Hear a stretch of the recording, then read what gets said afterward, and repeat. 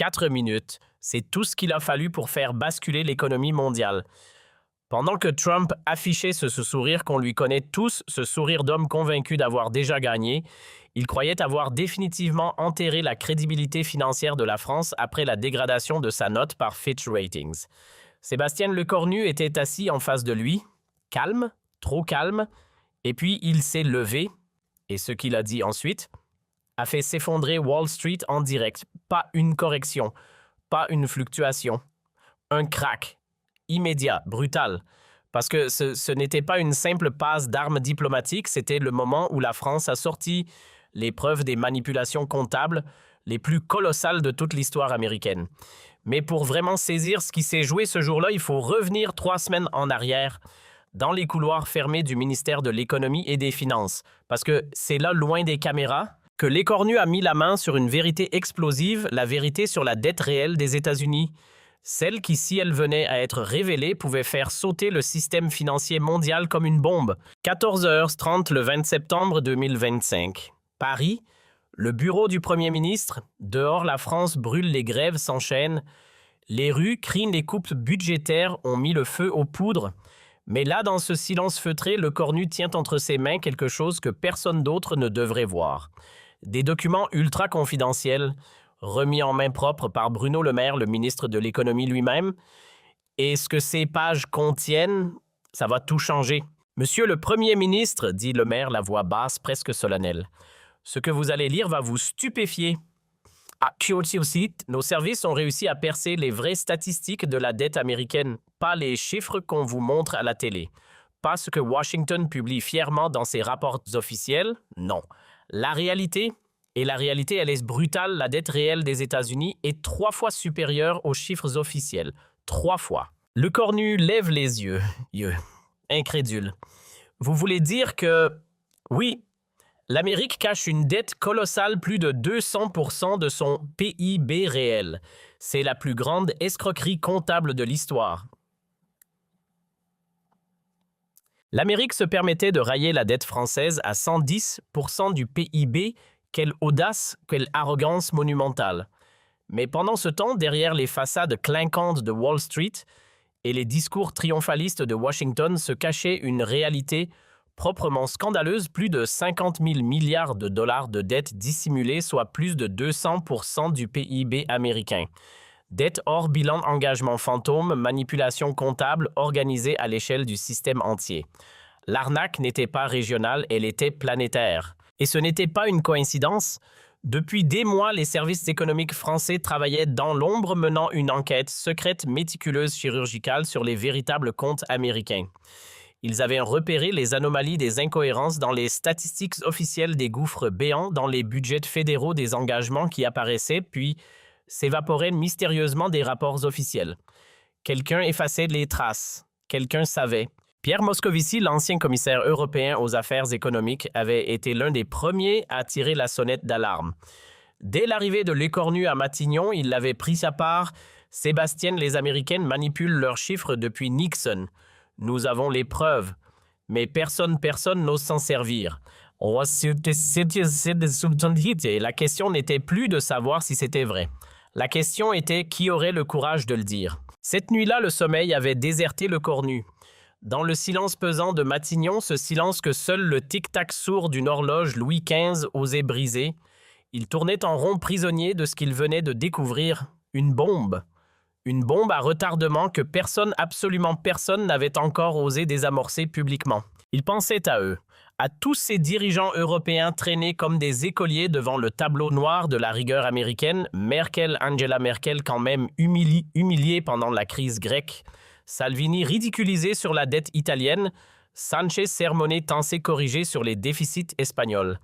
Des hommes et des femmes d'État réduits à bégayer des excuses devant des bureaucrates de Washington. Il pensait à la France, sa France, dégradée en 2012, puis en 2016, puis en 2023. Et maintenant Fitch en septembre, une gifle de plus administrée avec le même sourire condescendant, les mêmes formules creuses sur la trajectoire préoccupante des finances publiques. Et pendant ce temps-là, l'Amérique donnait des leçons, L'Amérique, ce pays qui organisait tranquillement, méthodiquement la plus grande escroquerie comptable de toute l'histoire de la finance mondiale, osait encore pointer du doigt les autres. C'était ça la vérité que Lecornu serrait entre les mains cette nuit-là. Mais ce que Lecornu allait découvrir cette nuit-là, c'était bien pire que tout ce qu'il avait pu imaginer. Parce que les documents ne mentaient pas. Et les documents, ils étaient dévastateurs. Vous avez les États américains, 8 000 milliards planqués dans des structures hors bilan. Personne n'en parle. Personne ne veut en parler. Le Pentagone, 12 000 milliards d'engagements militaires sur 20 ans. 20 ans. Étalés, dilués, rendus invisibles. La sécurité sociale, 14 000 milliards de passifs actuariels. Enfouis, occultés, comme si ça n'existait pas. Les banques centrales régionales, 5 000 milliards de créances douteuses. Et Wall Street, évidemment, Wall Street, elle cachait 18 000 milliards de produits dérivés toxiques dans des paradis fiscaux. 18 000 milliards dans des paradis fiscaux. Faites le total. Allez-y, 67 000 milliards de dollars, 247% du PIB américain. 3 fois les chiffres officiels. 3 fois. C'est pas une erreur comptable, c'est un système. Le salon Napoléon, ce 25 septembre, n'avait rien d'une salle de réunion ordinaire. Loin des regards, loin des micros, loin de tout ce que Paris pouvait entendre, Lecornu avait réuni ce soir-là ce que la République comptait de plus affûté en matière économique. Bruno Le Maire, François Villeroy de Galhau, gouverneur de la Banque de France, Jean Arthuis, l'ancienne ministre du Budget et Patricia Miralles, spécialiste redoutée de l'intelligence économique. L'air était lourd. Pas d'une chaleur étouffante, mais de cette tension particulière qui précède les grandes secousses. C'est Lecornu qui prit la parole en premier. Voix ferme. Regard posé sur chacun d'eux l'un après l'autre. Mes amis, nous avons découvert que les États-Unis mentent sur leurs dettes depuis des décennies. Plus de 30 000 milliards de dollars d'engagements dissimulés. Cette mascarade, elle va cesser. Villeroy de Galhau se raidit dans son fauteuil. Visiblement ébranlé, il choisit ses mots avec la prudence d'un homme qui mesure exactement ce qu'il dit. « Sébastien, vous réalisez ce que vous proposez. Si cette information sort, c'est tout le système financier international qui part en fumée. Le dollar, les marchés, les banques centrales, tout ce que Bretton Woods a construit depuis 1944. » Lecornu leva la main, un geste court, précis, suffisant pour couper court. Jean Arthuis, 3 décennies dans les couloirs du pouvoir budgétaire, l'homme qui a vu des dizaines de crises de près, il n'est pas rassuré. Loin de là. Il saisit le bras de Lecornu. « Sébastien, si on touche à la crédibilité américaine, il nous écrase. Le dollar, SWIFT, les matières premières, ils ont tous les leviers. » Et là, Lecornu le regarde. Pas avec de la colère, pas avec de la peur, avec quelque chose de bien plus dangereux, une froideur absolue. « Jean, il nous écrase déjà. » Voilà. Dit comme ça, sans tremblement. Note dégradée, taux qui s'envole, usine qui ferme, et la crédibilité française. En miettes depuis longtemps. Alors Lecornu pose la question que personne dans cette salle n'ose formuler. Qu'est-ce qu'on a? Encore à perdre réellement, Patricia Miralles entre dans la danse. Les services sont faits le travail, chaque milliard planqué, chaque mécanisme de dissimulation identifié, documenté, prouvable. Mais elle met les points sur les i, révéler ça. C'est la guerre économique, frontale, avec l'Amérique. Lecornu ne cligne même pas des yeux. L'Amérique nous a déjà déclaré la guerre. Trump humilie, les agences dégradent, Wall Street spécule contre nous. Nous, on va juste dire la vérité. Et la vérité, c'est que l'empereur américain est nu. Les jours qui suivent, intensité totale, secret absolu. Bayrou coordonne l'analyse des données méthodiques implacables. Pannier-Runacher vérifie les implications industrielles. Darmanin calcule ce que ça coûte, ce que ça rapporte, ce que ça change pour les finances publiques. Et ce qu'ils découvrent dépasse tout ce qu'ils avaient imaginé. Les dettes des États fédéraux planquées dans des Special Purpose Vehicles, des coquilles vides créées pour que rien n'apparaisse dans les bilans officiels. Les engagements militaires noyés dans des budgets noirs, invisibles, introuvables pour qui ne sait pas où chercher. Les passifs sociaux, occultés derrière des réformes paramétriques que personne ne comprend vraiment. Et la croissance américaine dont tout le monde se gargarise fabriquée. Statistiquement maquillée pour transformer des bulles spéculatives en chiffres reluisants. Les services secrets français venaient de réussir ce que beaucoup auraient cru impossible. Un coup de maître. Écoutez bien parce que là, on rentre dans le vif du sujet. Les équipes de Lecornu avaient fait leur boulot et quel boulot! Système comptable du Trésor américain infiltré, base de données de la Fed piratée, communication entre Wall Street et Washington interceptée, et le tout documenté prouvé irréfutable. On ne parle pas d'une théorie du complot de bas étage, on parle de preuves béton. Premier test le 5 octobre, visioconférence du G7. Trump, fidèle à lui-même, balance une petite pique sur les problèmes budgétaires français, vous savez, ce petit sourire condescendant qu'il fait quand il pense avoir le dessus. Sauf que Lecornu, lui, il répond pas. Il sourit, un sourire énigmatique. Ses conseillers, eux, ils ont compris le patron prépare quelque chose. Il fourbissait ses armes, en silence. 3 jours plus tard, le 8 octobre, Christine Lagarde, présidente de la BCE, décroche son téléphone et appelle personnellement. « Sébastien, j'ai entendu des rumeurs inquiétantes. Vous ne comptez quand même pas. » Il l'a coupé net. « Ne vous inquiétez pas, Christine, on va juste rétablir la vérité comptable. N'est-ce pas précisément le rôle d'une banque centrale, veiller à la transparence des comptes? » Voilà. Dit comme ça, c'est presque innocent. Presque. Le 10 octobre, tout bascule. Un tweet. Un seul tweet suffit à mettre le feu aux poudres. Trump lâche quelque chose d'une arrogance absolument décomplexée, je cite, « La France est en faillite, note dégradée par Fitch, économie en ruine, il ferait mieux de copier le modèle américain au lieu de faire grève. Triste. » Avec évidemment les petits emojis qui vont bien parce que pourquoi pas humilier un pays allié en rajoutant un smiley qui rigole, hein? 50 millions de vues. 2 heures. Le monde entier regarde la France se faire démolir publiquement par le président des États-Unis sur un réseau social. Ce n'est pas une critique diplomatique. Ce n'est pas une pression entre alliés. C'est de l'humiliation pure frontale assumée. Et les marchés, eux, ne rigolent pas. Le CAC plonge, l'euro décroche, les taux français s'envolent, parce que quand Trump parle même pour dire n'importe quoi, ça bouge. Mais là où ça devient vraiment intéressant, c'est de côté Lecornu. Cet homme avait tout encaissé. Les piques, les provocations, les attaques répétées. Il avait tenu. Il avait gardé son calme. Jusqu'à ce tweet, là c'est différent. La ligne rouge vient d'être franchie. Dans l'heure qui suit, le premier ministre convoque une conférence de presse exceptionnelle. 16 heures, tout le monde est convoqué. Matignon venait de lâcher l'info. Un communiqué lapidaire, presque sec, le premier ministre s'apprêtait à prendre la parole.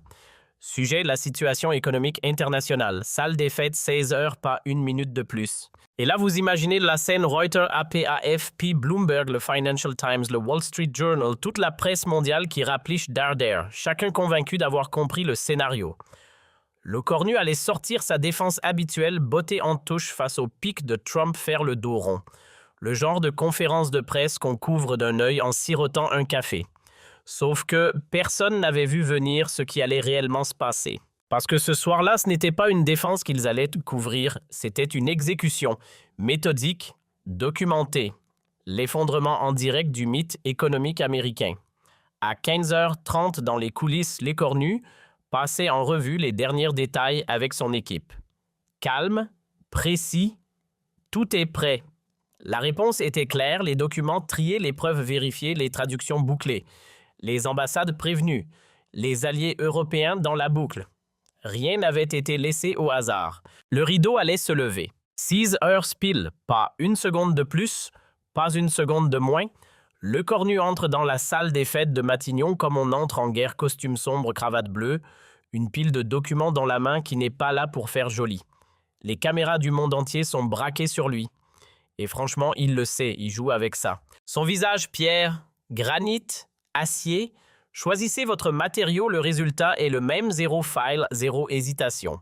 Trump voulait nous vendre l'image d'un gouvernement à genoux, d'un dirigeant en train de se noyer raté. Complètement raté. Et là, il prend la parole, voix calme, posée, chirurgicale. Mesdames et messieurs les journalistes, le président Trump s'amuse de nos difficultés économiques depuis ce matin. Il nous donne des leçons de gestion budgétaire sur les réseaux sociaux. Il nous conseille de copier le modèle américain. Permettez-moi de lui répondre avec des faits précis, des faits documentés. Silence. Il laisse le silence faire son travail, la salle est bondée, les journalistes retiennent leur souffle, et lui, il ouvre le premier dossier, lentement, théâtralement, comme quelqu'un qui sait exactement ce qu'il fait. Le match vient de commencer. 33 000 milliards. C'est ce que Washington avoue officiellement. Mais la réalité, nos équipes ont creusé, ont décortiqué chaque ligne, chaque engagement dissimulé, et le chiffre réel, il explose à 67 000 milliards de dollars, le double, presque. Dans la salle, plus personne ne respire. Les journalistes se regardent comme si quelqu'un venait de couper le courant. Et le Cornu enfonce le clou, 247% du PIB américain réel. La France, 110%. Alors oui, qui donne des leçons à qui, Monsieur Trump? Et là, c'est l'incendie planétaire. Londres décroche ses meilleurs cerveaux du Financial Times. New York passe en mode cellule de crise chez Bloomberg. Francfort Reuters tourne déjà ses algorithmes pour mesurer l'ampleur du tremblement de terre. Le monde entier comprend en même temps que ce n'est pas une conférence de presse, c'est une déclaration de guerre économique. Et le Cornu, il n'a même pas fini. Là, ils sortent un nouveau dossier, tranquillement, comme si c'était rien, et ils lâchent ça. Laissez-moi vous détailler ces 67 000 milliards de mensonges comptables américains. 67 000 milliards de mensonges comptables américains, vous entendez bien ce que je vous dis, ils commencent à dérouler dettes cachées des États fédérés, pas dans les bilans officiels, non, dans des structures hors bilan, là où personne ne regarde. Le total, 8 000 milliards de dollars, le Texas planque 800 milliards, la Californie 1200, New York 900. Ce même pays qui donne des leçons de rigueur budgétaire à toute l'Europe, il fait de la comptabilité créative à une échelle industrielle. Dans la salle, les journalistes américains, ils n'ont plus les mains qui bougent.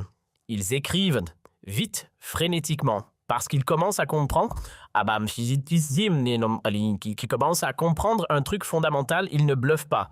Cet homme a des chiffres précis, des données vérifiables, et il continue implacable, chirurgical, engagement militaire hors bilan du Pentagone, 12 000 milliards de dollars sur 20 ans.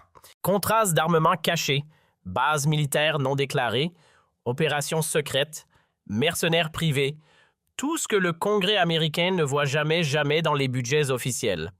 Nous avons les preuves, nous avons les contrats, nous avons les factures. Fin de citation, silence. 14 000 milliards. Laissez ce chiffre faire son chemin dans votre tête. Le Cornu n'a même pas regardé le journaliste du Washington Post qui tentait d'intervenir, main levée, regard insistant, ignoré. Complètement. Parce que ce moment n'était pas une conférence de presse, ce n'était pas un dialogue. C'était une exécution comptable menée avec la précision d'un chirurgien. Il ouvre le troisième dossier et la passifs sociaux dissimulés de la sécurité sociale américaine, 14 000 milliards de dollars. Pensions promises jamais provisionnées, soins de santé garantis jamais financés, prestations engagées jamais budgétées. Pendant que Trump montait sur scène pour donner des leçons sur le système de retraite français, l'Amérique, elle planquait un gouffre de 14 000 milliards dans ses propres comptes sociaux. Et le Cornu calme, méthodique, implacable. Les caméras captaient tout chaque geste, chaque intonation, chaque silence calculé. Aucune nervosité, aucune fissure. Zéro rapport avec le dirigeant en difficulté que Trump essayait de vendre au monde. 5 000 milliards. Laissez ce chiffre faire son chemin dans votre cerveau 2 secondes. C'est ce qu'il avance pour les créances douteuses planquées par les banques centrales régionales américaines. Pas dans un forum complotiste. Dans un dossier. Chiffré. Ventilé par établissement. New York 1800 milliards de créances toxiques. Chicago 900 milliards. San Francisco 1200 milliards. Et la Fed pendant ce temps qui nous fait la morale sur la régulation bancaire. Chapeau l'artiste. Depuis 2008, ils n'ont pas nettoyé. Ils ont balayé sous le tapis, refermé le couvercle et repris leur conférence de presse avec le sourire. Et les journalistes dans la salle commencent à le sentir, plusieurs écarquillent les yeux. Parce que si c'est vrai, on parle du plus grand scandale financier depuis Enron. Pas d'une rumeur, d'un scandale systémique institutionnel fédéral. Mais attendez, ils gardent le plus gros pour la fin. 18 000 milliards de dollars en produits dérivés toxiques planqués par Wall Street dans des paradis fiscaux. Ils posent un dossier épais sur la table en disant ça et franchement, le geste en dit autant que les chiffres. Goldman Sachs, 3 000 milliards aux îles Caïmans. JP Morgan, 2 000 milliards. Bank of America, 2 200 milliards au Luxembourg. Tout ce qui a failli faire imploser l'économie mondiale en 2008, ça existe encore. Ça n'a pas disparu, ça s'est juste déplacé. hors bilan, hors radar, hors de votre vue. 67 000 milliards. Laissez ce chiffre vous traverser une seconde. 247% du PIB américain.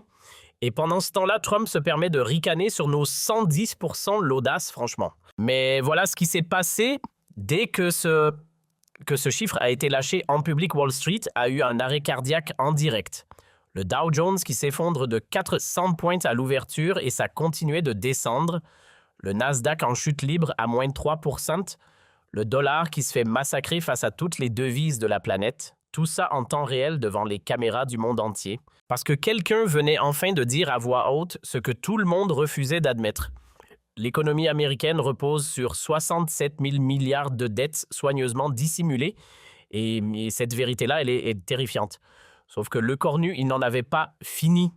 Il a sorti un nouveau dossier encore plus épais que les précédents. Et là, franchement, j'avais le cœur qui battait. Alors là, accrochez-vous bien parce que ce qu'il va sortir ensuite, c'est une bombe.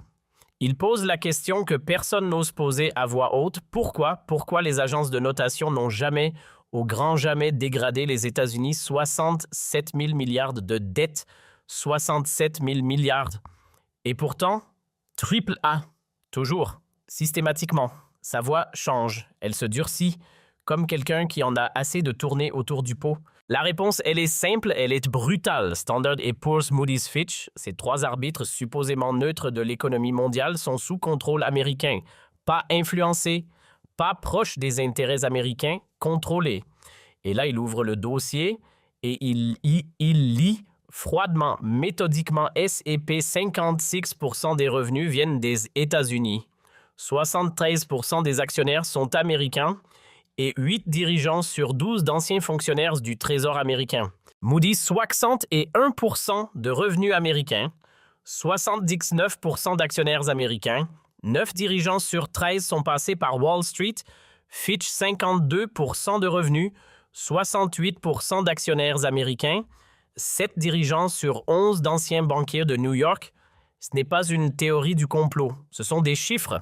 Des pourcentages, des noms, des parcours vérifiables. Cet homme n'improvise pas. Il a enquêté, il a vérifié, il a documenté. Chaque ligne de ce dossier est une pièce à conviction. Et ensemble, elles forment quelque chose d'implacable, une mise en accusation en règle du système financier international. Dixit dégradation européenne depuis 2020 et les États-Unis zéro. Zéro. Alors qu'ils traînent une dette réelle de 247% de leur PIB, une dette que n'importe quel pays européen aurait payée au prix fort depuis longtemps.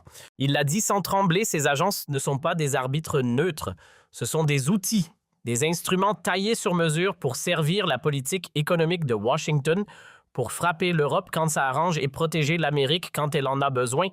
Et là, le marché a compris. En 15 minutes, tout s'est retourné. Les obligations françaises remontaient en flèche. Les bons du Trésor américain s'effondraient parce que les investisseurs venaient de réaliser une chose terrifiante, le système de notation, celui sur lequel repose toute la confiance financière mondiale, il était truqué depuis des décennies. Ce n'était plus un krach, c'était une correction.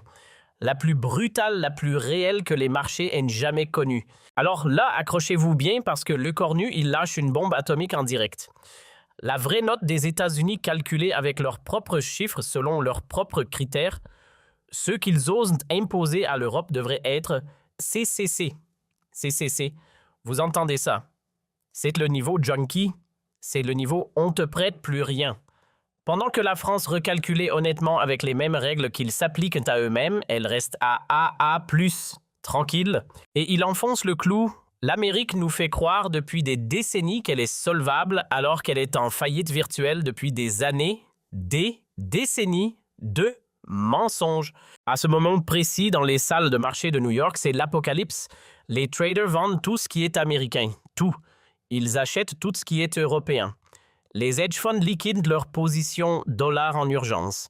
Les banques centrales, mesdames et messieurs, commencent à balancer leurs bons du Trésor américain comme des tickets de métro périmés en 30 minutes. 30 minutes.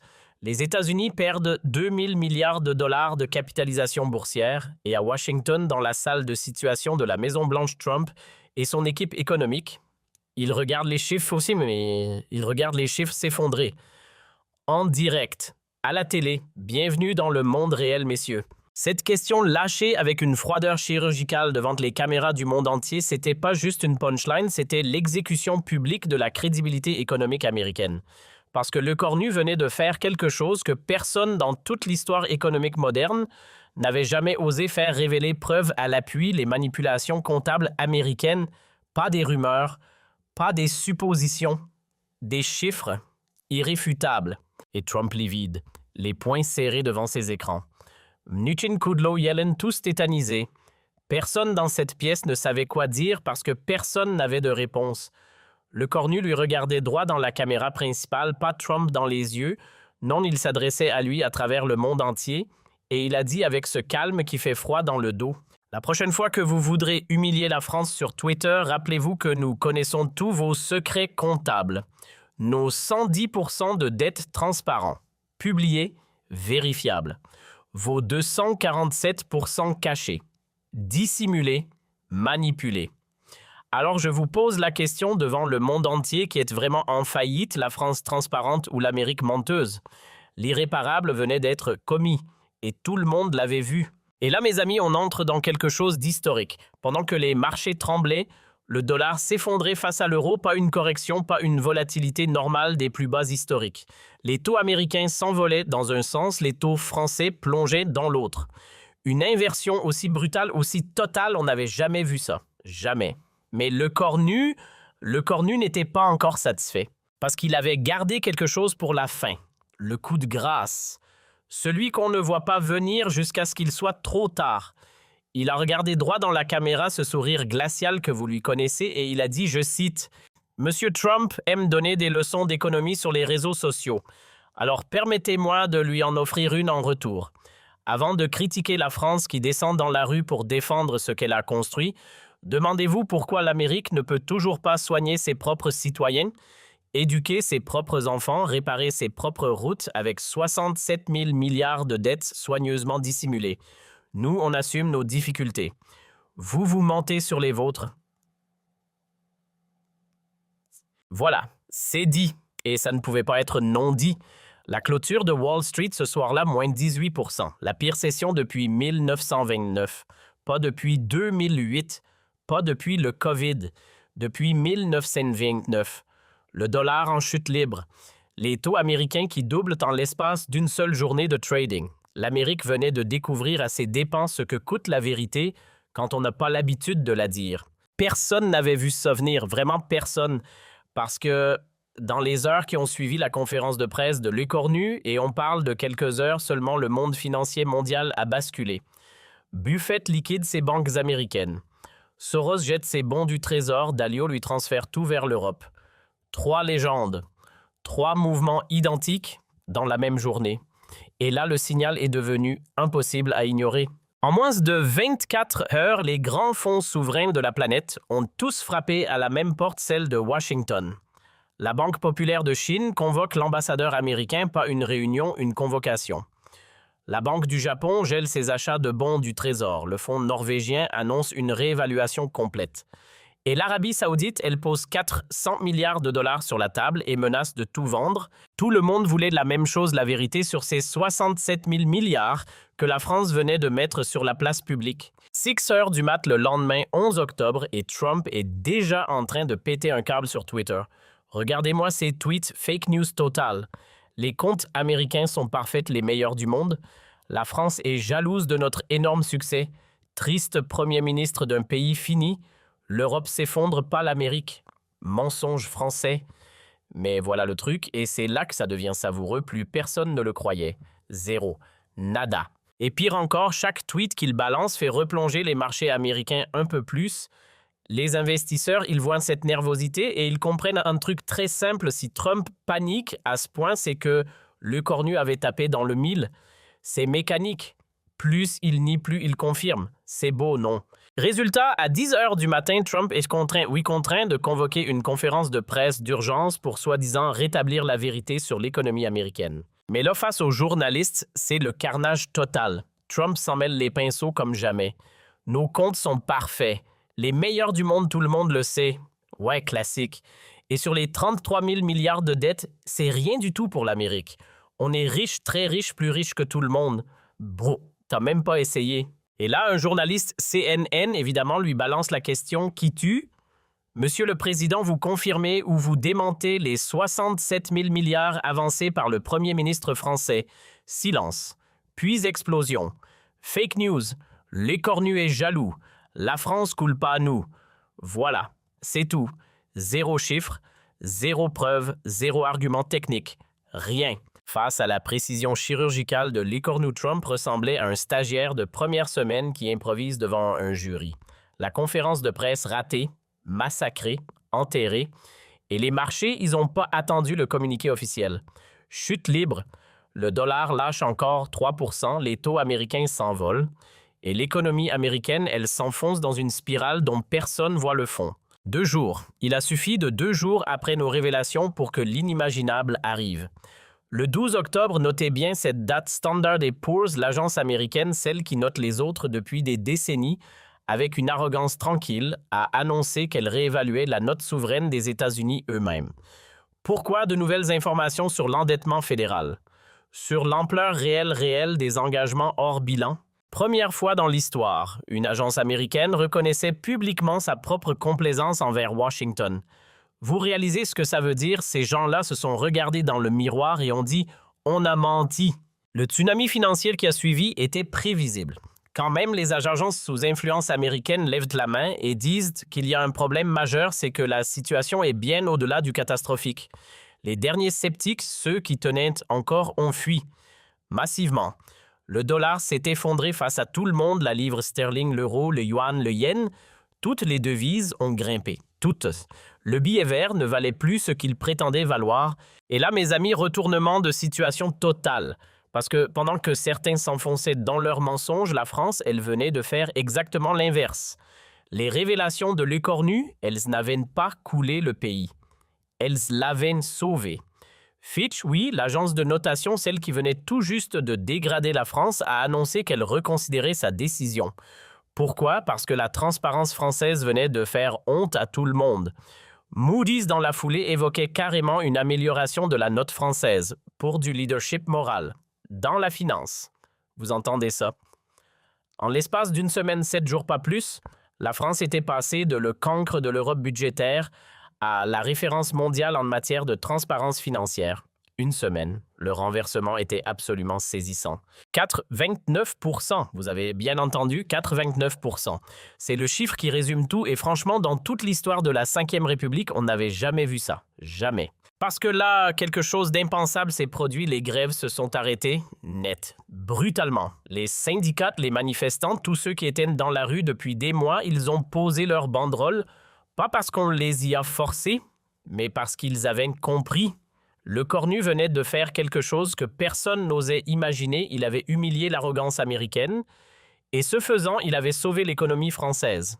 Et la CGT, oui, la CGT, par la voix de Philippe Martinez, a lâché cette phrase qui restera dans les mémoires « Nous suspendons nos mouvements sociaux ». Le cornu vient de redonner sa dignité à la France. Quand la CGT dit ça, vous mesurez l'ampleur du moment. Pour la première fois depuis une éternité, la France était unie. Droite-gauche, syndicats, patronat, tout le monde derrière un seul homme, 4,29%. Du jamais vu et franchement mérité. Le 15 octobre, 5 jours après que tout a explosé à la face du monde, et là Trump doit avaler la pilule la plus amère de toute sa carrière politique. Parce que quand les marchés s'affolent, quand le Congrès se retourne contre toi, quand la Fed tire la sonnette d'alarme et que tes propres alliés internationaux te lâchent un par un, t'as plus le choix, tu signes. Il a donc publié contraint et forcé un addendum budgétaire d'exception. Un document officiel reconnaissant l'existence de 15 000 milliards de dollars de dettes supplémentaires, des dettes qui n'apparaissaient nulle part dans les États financiers fédéraux. Comme si elles n'existaient pas. Comme si personne n'était censé les trouver, sauf que quelqu'un les a trouvées. Cet aveu partiel venait confirmer point par point ce que les Français avaient avancé. Et dans la foulée, il détruisait définitivement sans retour possible ce qu'il restait de crédibilité à Trump sur le dossier. Mais voilà le truc. Et c'est de là que ça devient vraiment intéressant. En admettant ces 15 000 milliards cachés, Trump venait de commettre une faute tactique monumentale. Parce qu'en disant oui, il y avait des dettes dissimulées, il validait implicitement toute la logique du raisonnement français. Le cornu avait raison sur le principe, et Trump venait lui-même de le confirmer devant le monde entier. Et alors une question s'imposait simple, brutale, inévitable, si 15 000 milliards étaient cachés, pourquoi pas les 52 000 milliards restants? Et là, le cornu, il sent le sang. Il sent que Trump est à terre. Alors ce soir-là, même pas 24 heures après, il rappelle les journalistes à Matignon. Conférence de presse en urgence. Et il lâche tout. Trump vient d'admettre les 15 000 milliards. Bien, c'est un début, mais nous, les services français, on a fait notre boulot et on a trouvé 52 000 milliards de plus qu'il planque encore. Les preuves. On les a, les documents, on les a. Et tant qu'il ne sortira pas ses vrais comptes, la totalité, pas une version arrangée, les marchés mondiaux ne lui feront plus jamais confiance. Jamais. Et cette déclaration-là, c'est le coup de grâce. L'économie américaine s'effondre, définitivement. Alors là, le 20 octobre, boum, le Congrès américain craque, sous une pression populaire absolument monstrueuse parce que les Américains venaient de comprendre qu'on leur mentait depuis des décennies. Ils votent en urgence le Truth in Government Accounting Act, une loi, mes amis, qui force l'administration Trump à balancer l'intégralité des engagements fédéraux étatiques et para-étatiques. Et si tu joues pas le jeu, c'est la procédure d'impeachment qui t'attend. Trump était dos au mur, acculé, totalement coincé par la pression française. Il n'avait plus qu'une seule option sur la table, soit il dit la vérité, soit il risque sa tête. Le 1er novembre 2025. 3 semaines pile après que Le Cornu avait tout balancé. Et là, l'administration américaine lâche enfin ses comptes. Les vrais, les non truqués. 47 pages. 47 pages pour mesurer l'étendue du désastre. 71 000 milliards de dollars de dette totale. 263% du PIB, vous avez bien entendu 263%. Les Français avaient accusé, et en fait, ils avaient même sous-estimé la réalité. C'est ça le plus fou. On pensait que c'était grave, c'était pire. Cette dernière révélation, elle n'a pas juste ébranlé l'hégémonie économique américaine. Elle l'a achevée. Et là, c'est le tsunami de notation qu'on n'avait jamais vu venir, ou plutôt qu'on refusait de voir venir. Standard & Poor's lâche l'affaire en première dégradation des États-Unis de AAA B, 6 crans d'un seul coup. 6 crans d'un seul coup. Pourquoi manipulation comptable majeure, endettement réel insoutenable? Moody's ombré dans la foulée AAA B, B+. Et pour boucler la boucle, Fitch confirme BB. C'est terminé. Pour la toute première fois de l'histoire moderne, l'Amérique perd en simultané son statut de référence économique mondiale et son AAA. Les deux piliers en même temps. Et pendant que Washington s'effondre sous le poids de ses propres mensonges, les agences remontent spectaculairement la France en reconnaissance directe de sa transparence comptable exemplaire et de son leadership moral sur la question de la vérité budgétaire. Voilà ce qui arrive quand on joue la carte de l'honnêteté sur le long terme. 30 jours. Il n'en avait fallu que 30 pour que tout bascule. La France qu'on enterrait hier se retrouvait propulsée vers le haut, note relevée, position, consolidée, crédibilité retrouvée. Pendant ce temps, de l'autre côté de l'Atlantique, c'était de la chute libre. Brutale, sèche, sans filet, du jamais vu. Personne dans les manuels d'économie n'avait écrit ce scénario-là parce que personne n'avait osé l'imaginer. Et l'hiver 2025 à 2026 est venu confirmer ce que beaucoup refusaient encore d'admettre. Les révélations de Le Cornu n'étaient pas un coup de théâtre médiatique, c'était une rupture définitive dans l'ordre économique mondial.